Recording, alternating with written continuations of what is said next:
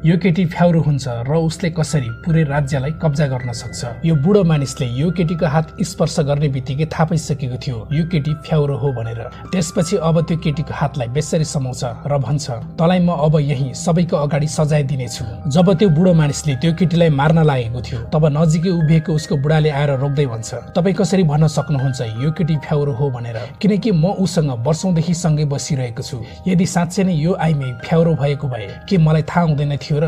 अब त्यो बुढो मान्छेले भन्छ, यदि तँलाई विश्वास लाग्दैन भने तँ तेरो पितृहरूको कसम खाएर देखा, यदि होइन भने तँ आफैले यसलाई सजाय दिनुपर्छ। त्यो व्यक्तिले 1 सेकेन्ड पनि ढिलो नगरी जवाफ दिन्छ, मलाई मन्जुर छ। तब त्यो बुढो मानिसले त्यो आइमेलाई केही खानेकुरा दिन्छ। जब त्यो आइमेले त्यो कुरा निलेको मात्र हुन्छ तब उसको शरीरबाट एउटा सेतो पदार्थ निस्किन्छ र त्यो पदार्थबाट एउटा फ्याउरो निस्किन्छ र अब त्यो आइमे एउटा फ्याउरोमा परिवर्तन भइसकेको हुन्छ।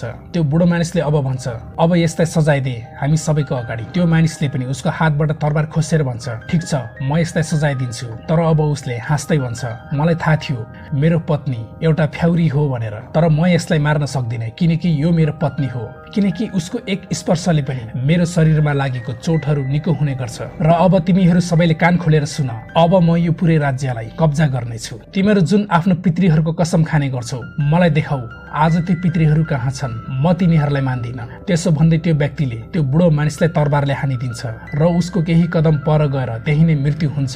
अब त्यो सबै दृश्य हेरिरहेको एकजना कैदीले भन्छ, यो फ्याउरो भन्दा पनि तिमीहरू एकदमै पापी रहेछौ, किनकि तैँले कुर्सीको लागि आफ्नो बाउलाई पनि छोडिनस्। अब त्यो व्यक्तिले आफ्नो सैनिकहरूलाई आदेश दिन्छ, यसलाई लगेर जेलमा हालिदे।